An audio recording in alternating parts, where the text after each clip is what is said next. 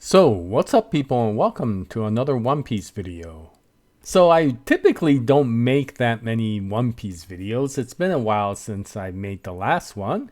And that's because although I've been a fan of One Piece since the early 2000s, this manga is so popular and with so many really good YouTubers out there making analysis videos, I don't come even close to their expertise, and so I typically don't make that many videos, but this time I really wanted to make this one, not as a this is how it is sort of video, but once again to have a discussion and to bring up my opinions, and they are just opinions, and to see how everybody else feels about this particular theme. As you know from the title of this video, it's all about Jewerly Bonney. And the question is whether she will become the last Straw Hat. As you know, in the beginning, Luffy talked about there being 10 members in the crew, and if you don't include him in the count, then there are only 9 so far. So there has been a lot of discussion with regards to whether there will be a 10th and who that will be. And while I was reading the comic, and the most recent sagas, of course the characters that most came up were Carrot and Yamato. In the beginning, Carrot, I was like, yeah, okay, maybe. I mean, during Whole Cake Island, I really enjoyed her presence. And of course, when she went Sulong, it was really, really cool. But I was kind of indifferent with regards to her. I really didn't know whether she will become one. Now, with regards to Yamato, I really felt that I would like to see Yamato as a member of the Straw Hat. I really enjoyed that character, and that really lively personality was one I really enjoyed. And so, yeah, I was hoping maybe Yamato would become a member of the Straw Hat, and of course, neither Carrot nor Yamato became one. But recently, I've been reading the chapters with regards to Egghead Island, and of course, there has been a tremendous amount of discussion with regards to another character that came out. And of course, that is Jewerly Bonney. And many people have discussed whether Jewerly Bonney will become the last Straw Hat. And up till now, I really wasn't sure. But with the recent chapters that have come out, I do feel that maybe there is a good chance that Bonney will become a Straw Hat. And so I just wanted to bring out this video to discuss these points and see what you felt about them. Now, comparing Bonney with Yamato and Carrot, one of the reasons why I feel that she may have a higher chance than the other two is because of her recent backstory, right? I mean, if you look at the majority of the Straw Hats, with the exception of maybe Jinbei, most of them have had a really traumatic backstory. Zoro's was kind of the least traumatic, but it's the one that has the most promise for commitment, because he made a promise to someone he cares for, which of course is Kuina. That backstory became very prevalent, and so it kind of equaled many of the other backstories, which were far more traumatic. And if you go back to Carrot and Yamato, of course, both of them have had trauma, but in the case of Carrot, hers was more general, associated with the entire Minx tribe, right? When Jack came to Zou in search of Raizo, and when he tortured the leaders of the Minx tribe and threatened the entire community with death. Yes, Carrot was amongst them, but it wasn't really specific to Carrot, but once again, more general to the entire Minx tribe. So I'm not sure how that trauma compares with the more individual traumas that the members of the Straw Hat had. Now, with regards to Yamato, she did have a much more personal trauma, and that was because of her imprisonment by her father, Kaido. But in this case, Yamato, again, is such a lively, almost positive individual.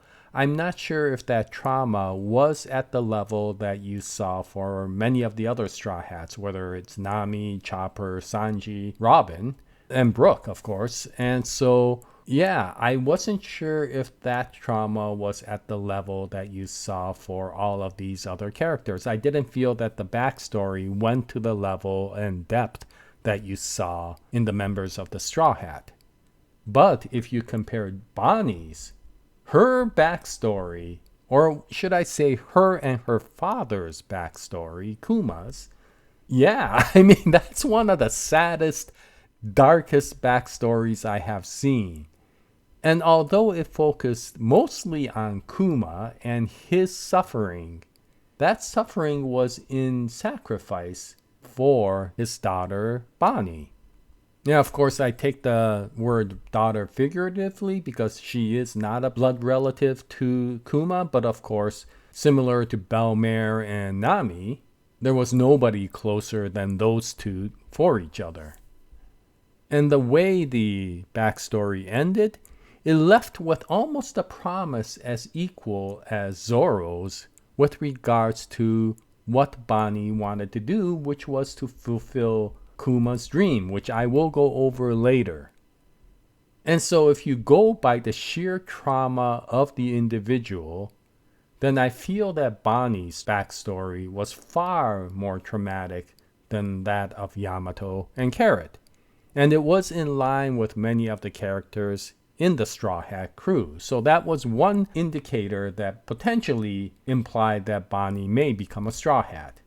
Now the other is her tie to any other faction outside of the Straw Hats.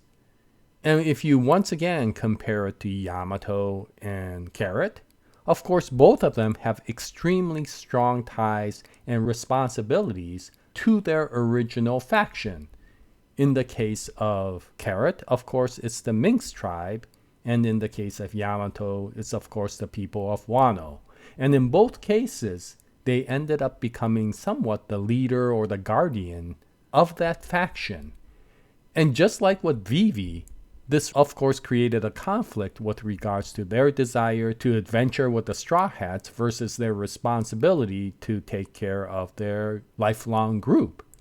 And of course, both Yamato and Carrot decided to take on their responsibilities and oversee the faction that they were with.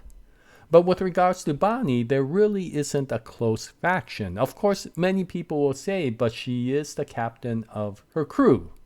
But as we saw in the backstory for Kuma and Bonnie, the crew consisted of people who were basically guardians for Bonnie, right?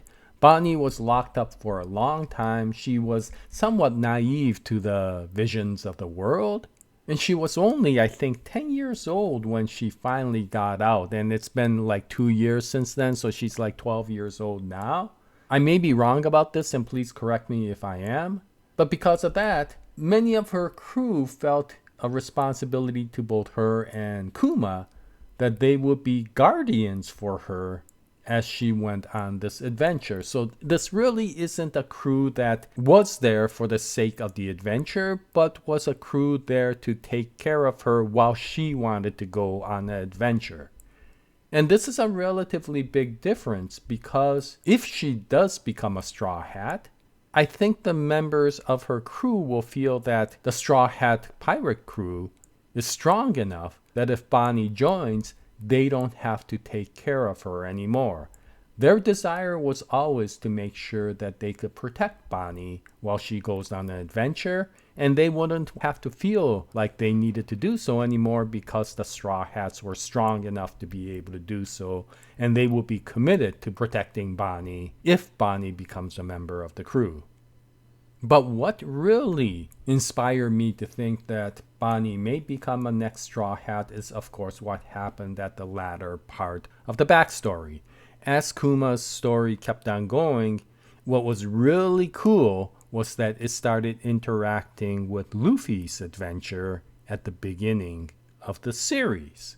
Right from the beginning when he was still in Fuchsia Village, it turns out that Kuma has been interacting with Luffy off and on as his adventure moved forward. And of course, we saw that from the Straw Hat's point of view, right? Whether it was a situation where nothing happened, and Kuma, of course, eventually became very respectful of the Straw Hats due to Zoro's commitment. But of course, watching Luffy in action, including the time he punched out the Celestial Dragon, he started realizing that Luffy may be a person who will turn this entire world around. And as we know, that has always been Kuma's desire, which was to be able to bring peace and happiness to the people of this world. And the only thing that was probably more important than that was to make sure that Bonney was okay. And so he made a deal with the world government with respect to Bonney.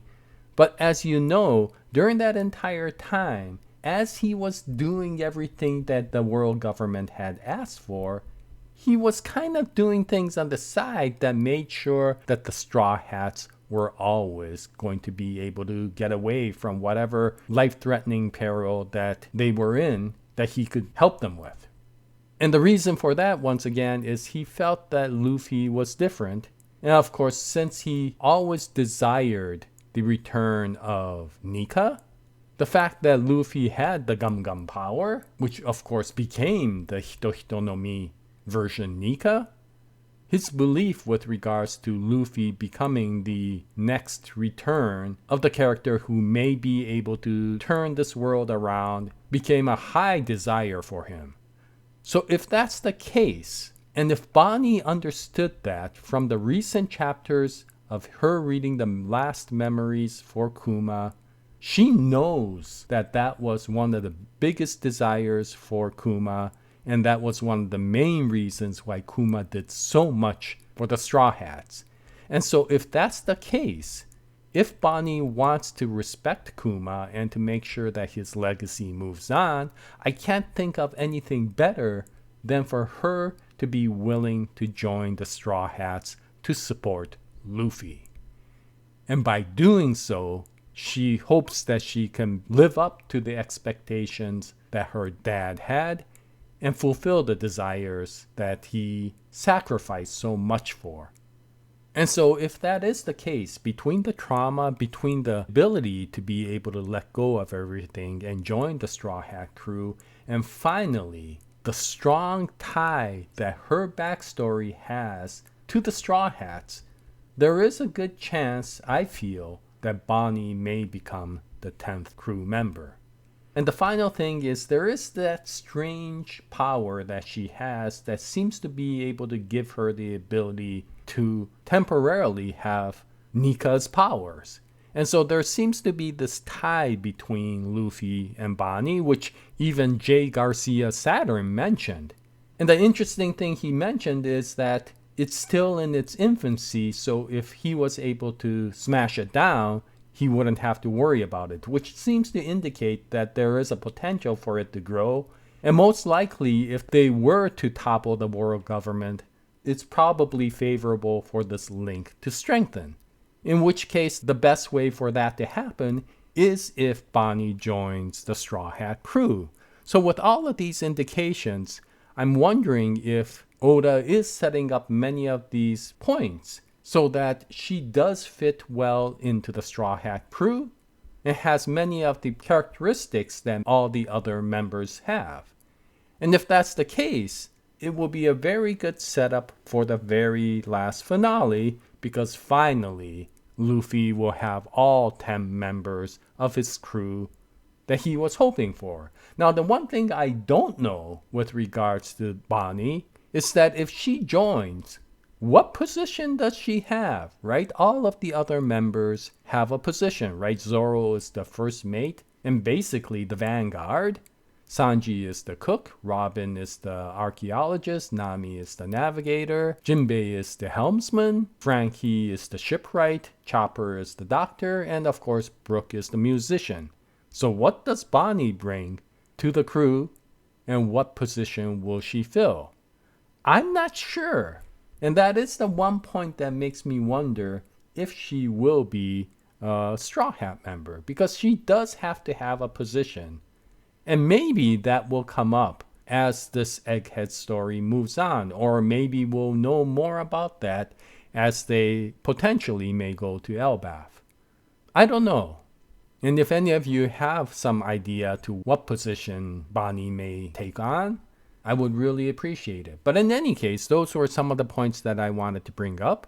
I just wanted to ask, do you feel that she may become a member of the Straw Hat? And if so, what are the characteristics that indicate that she will become one compared to someone like Yamato or Carrot, who finally didn't end up becoming a member of the Straw Hats? Any comments that you would leave will be greatly appreciated. In any case, this was the point that I wanted to discuss. Thank you very much for watching this video. And if I have any other things that I want to talk about with regards to One Piece, I'll make another video. I hope you join me at that time. But until then, happy anime watching, happy manga reading, and as always, Jaya, nice day everyone.